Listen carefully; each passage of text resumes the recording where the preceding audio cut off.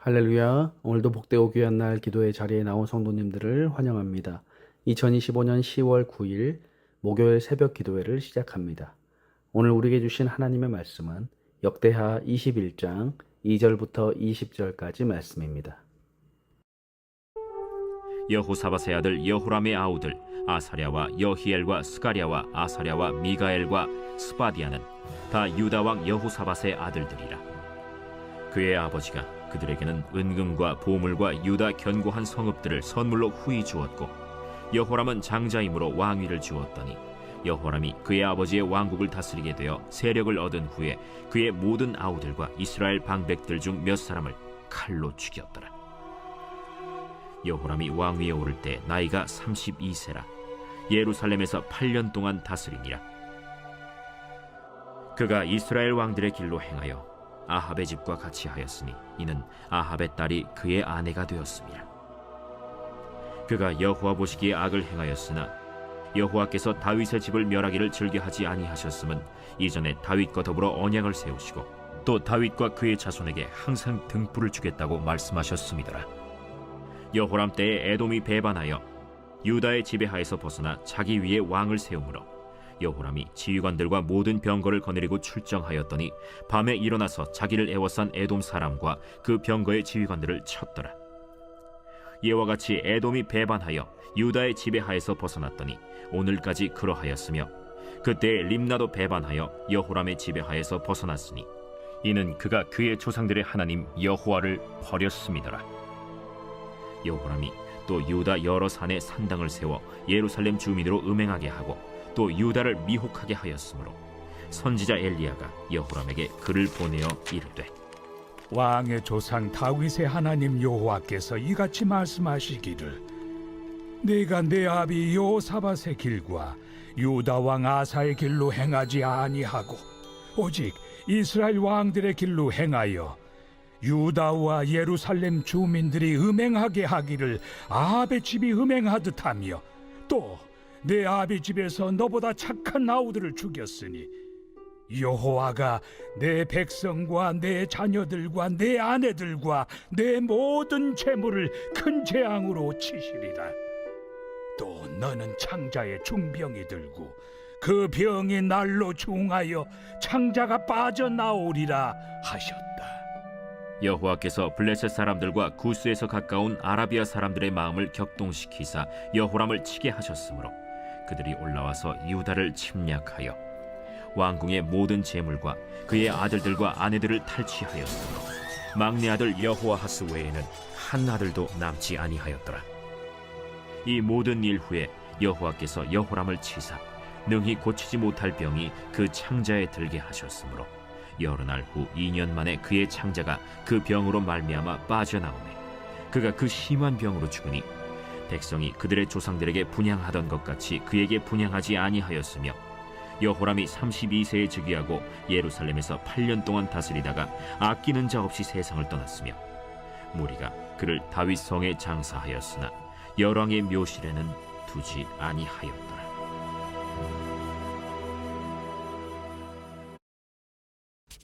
지금까지 남유다의 왕들 르호보암, 아비야, 아사, 여호사밧으로 이어지는 네 왕의 통치를 보았습니다. 역대기의 관점에서 이들은 괜찮은 왕들이었습니다. 특별히 아사와 여호사밧은 하나님 보시기에 정직히 행한 왕이라고 할 수 있습니다. 그런데 이러한 선한 왕들과 다르게 악한 왕이 등장하게 됩니다. 그는 여호사밧의 아들인 여호람입니다. 여호람은 32세에 즉위하여서 8년간 통치하다가 40세에 죽습니다. 오늘 말씀은 남유다 초기에 가장 악명을 떨친 여호람의 통치를 말해주고 있습니다. 먼저 1절에 보면 여호사밧에게는 모두 7명의 아들이 있음을 말해줍니다. 그런데 4절을 보면 여호람이 그의 아버지의 왕국을 다스리게 되어 세력을 얻은 후에 그의 모든 아우들과 이스라엘 방백들 중 몇 사람을 칼로 죽였더라. 여호람은 왕이 되자 자신의 권력의 위협을 느낍니다. 그래서 자신의 형제들을 무참히 칼로 죽이죠. 그리고 유다의 방백 고관들 가운데에서도 몇 사람을 죽입니다. 아마도 그들은 여호람을 적극 따르지 않는 자들이었을 것입니다. 이처럼 여호람이 왕이 되어 제일 먼저 한 일은 자기 형제들을 죽이고 고관들을 죽이는 일이었습니다. 그는 그야말로 전형적인 폭군의 모습을 보여줍니다. 우리는 왕이 힘을 남용하면 얼마나 많은 비극을 초래하게 되는지를 역사를 통해 잘 알고 있죠. 하나님이 지도자를 세우신 이유는 결코 자신의 야망과 욕심을 채우기 위함이 아닙니다. 이것은 하나님의 뜻에 어긋나는 어리석은 리더의 모습입니다. 하나님이 지도자를 세우신 이유는 그 속한 구성원들을 위해서입니다. 그래서 하나님은 지혜를 구한 솔로몬에게 부귀와 영광을 더해 주신 것 아니겠습니까? 기브온 산당에서 1천 번제를 드릴 때에 솔로몬은 부귀와 영화를 구하지 않고 하나님의 마음을 알아 백성들을 잘 다스릴 수 있는 지혜를 구했습니다. 이것이 바로 하나님의 마음을 흡족하게 한 것이죠. 하나님이 지도자를 세우고 그들에게 힘과 권력을 주시는 이유는 바로 여기에 있습니다. 그래서 디모데전서 2장 2절에 보면 임금들과 높은 지위에 있는 자들을 위해 기도하라라고 말씀하죠. 그래야만 우리가 경건과 단정함으로 고요하고 편안한 생활을 할 수 있다라고 합니다. 이 말을 바꾸어 말하면 지도자들의 사명, 즉 그들의 역할은 백성들이 고요하고 평안한 생활을 할 수 있도록 하는 것입니다. 우리는 각각 자리에서 리더로서의 역할을 하고 있죠. 교회에서, 가정에서, 직장에서 내가 맡은 사람들이 있습니다. 하나님이 나를 리더로 세우신 것은 바로 그들을 위해서라는 사실을 잊지 말아야 합니다. 나를 위해 그들이 있는 것이 아니죠. 그들을 위해서 내가 있는 것입니다. 이 사실을 망각하면 우리도 복군이 될 수 있습니다. 그런데 오늘 말씀해 보면 여호람이 이렇게 악한 왕이 된 이유를 설명하는데 6절에 그가 이스라엘 왕들의 길로 행하여 아합의 집과 같이 하였으니 이는 아합의 딸이 그의 아내가 되었습니다. 그가 여호와 보시기에 악을 행하였으나 라고 말씀하죠. 여호람은 하나님 보시기에 악을 행하였습니다. 북이스라엘의 악한 왕들처럼 그는 행하였죠. 특별히 가장 악한 왕인 아합과 같이 그는 행했다라고 말합니다. 왜냐하면 그는 아합의 사위였기 때문입니다. 여호사밧이 아합과 동맹할 때 그들은 자녀들을 결혼시켰습니다. 이때 여호람과 아달랴가 결혼한 것이죠. 여호사밧의 어리석은 결정이 얼마나 큰 죄악을 잉태하게 되었는지 알 수 있습니다. 그의 아들 여호람은 아합처럼 우상 숭배의 길에 빠져들게 됩니다. 그러므로 우리가 자녀들의 신앙을 위해서 강조해야 할 것 가운데 하나가 바로 믿는 자와 결혼해야 한다라는 것입니다. 믿지 않는 사람을 만난다면 최소한 신앙생활을 전제로 해야 됩니다. 이것은 자녀의 인생뿐만 아니라 영혼을 위해서도 가장 중요한 일입니다. 이제 하나님은 여호람의 악행에 대해서 진노하십니다. 그렇지만 7절 말씀처럼 일찍이 다윗과의 언약으로 인하여서 여호람 개인에 대한 심판을 유보하시죠. 이미 왕위를 계승할 수 있는 다른 아들들을 다 죽임을 당했기 때문입니다. 그래서 하나님께서 여호람의 생명을 거두시는 대신에 남유다를 미약하게 하십니다. 8절 10절에 보면 지금까지 남유다의 지배하에 있던 나라들이 배신을 하죠. 먼저 에돔이 배신을 합니다. 에돔은 솔로몬 때부터 이스라엘의 속국으로 있던 나라였습니다. 그런데 에돔이 왕을 세워 독립을 합니다. 열왕기 하에 보면 에돔은 왕을 세우는데 그치지 않고 남유다를 침략합니다. 이 전쟁에서 여호람은 간신히 목숨만 부지하게 되죠. 이렇게 에돔은 남유다의 속국에서 완전히 벗어나게 됩니다. 뿐만 아니라 림나도 속국에서 벗어납니다. 림나는 블레셋 지경에 있는 작은 도시 국가인데 여호람은 이런 작은 도시 국가의 반란도 진압하지 못할 정도로 지금 약해져 있는 상황입니다. 그런데도 여호람은 정신을 못 차리고 계속해서 악행을 저지르는데 11절에 여호람이 또 유다 여러 산에 산당을 세워 예루살렘 주민으로 음행하게 하고 또 유다를 미혹하게 하였으므로 라고 말씀하죠. 여호람은 하나님의 징계에도 불구하고 여러 산당을 세워 백성들로 하여금 우상을 숭배하게 합니다.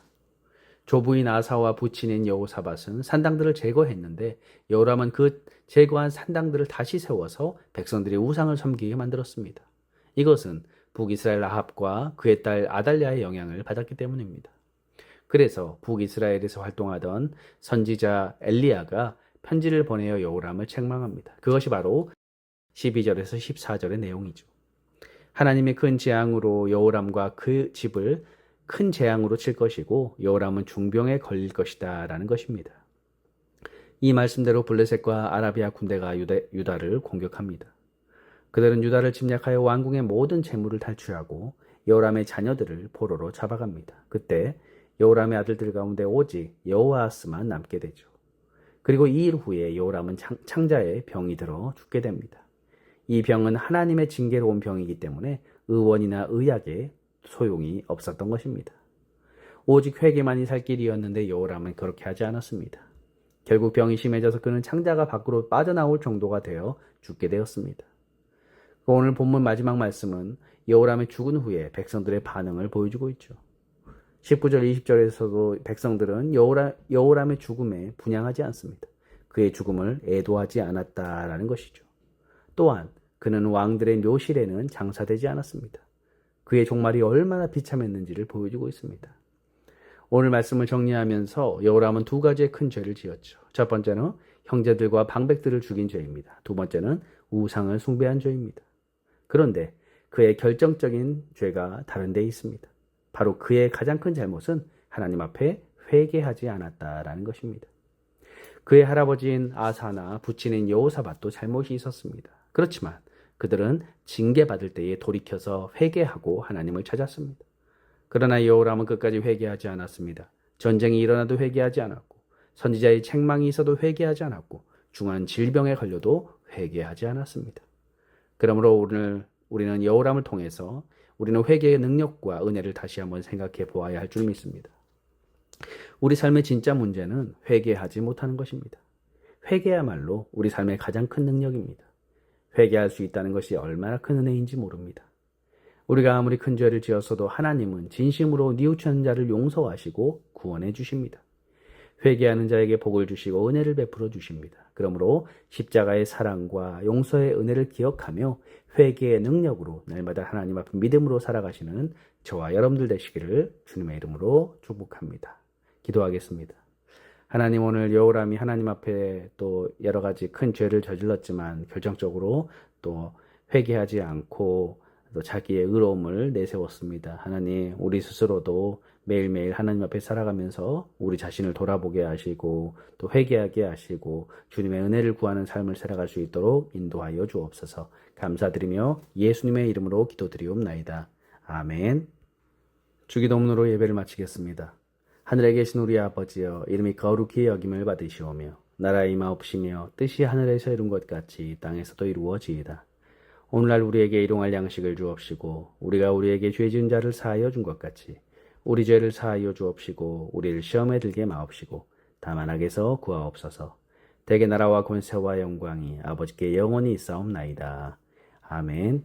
잠시 시간 기도하는 시간을 갖겠습니다. 먼저 말씀을 생각하면서 하나님, 저희도 매일매일 하나님 앞에 나아가서 회개하며 참된 회개의 능력을 경험하고 십자가의 사랑과 용서의 은혜를 기억하며 살아가는 참 믿음의 삶을 살게 해달라고 기도하시고, 두 번째로 우리 갈보리 교회와 우리 교우들 또 우리 성도님들 또 주변의 이웃들을 위해서 함께 이 시간 기도하겠습니다.